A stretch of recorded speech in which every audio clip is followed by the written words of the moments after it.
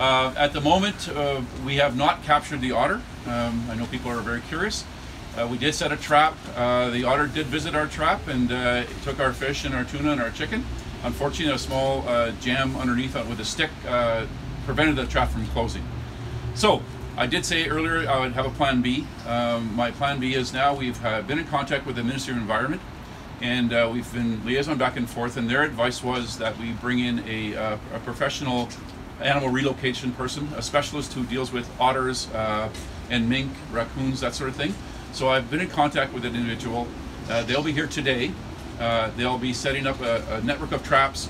They're quite confident, if we've already had a positive experience with this otter visiting the traps, that they'll be able to capture the otter today, tonight, possibly. And the recommendation is not to relocate into Vancouver. The Ministry of Environment has recommended we take the otter out to the Harrison River or the Chilliwack or the Campbell, one of those locations. They have a list of locations that they relocate to.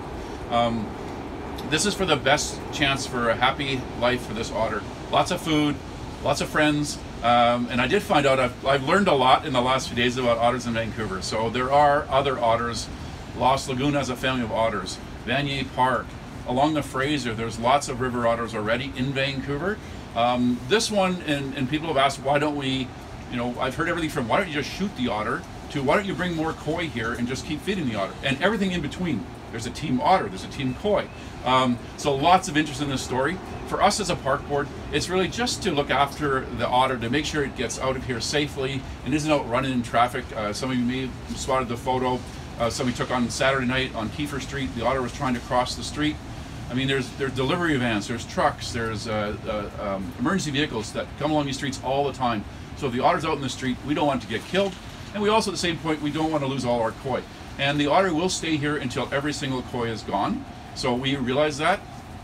We have been in touch with the aquarium. We know our team that dealt with the draining of this pond and rebuilding it a year ago. It does take time to lower the water level. It took them 2 or 3 days to use seine nets to push all the koi into one corner. And koi are very sensitive, which I also learned. So we could do more damage than good if we were to quickly drain this pond and push the koi into a corner and stress them out.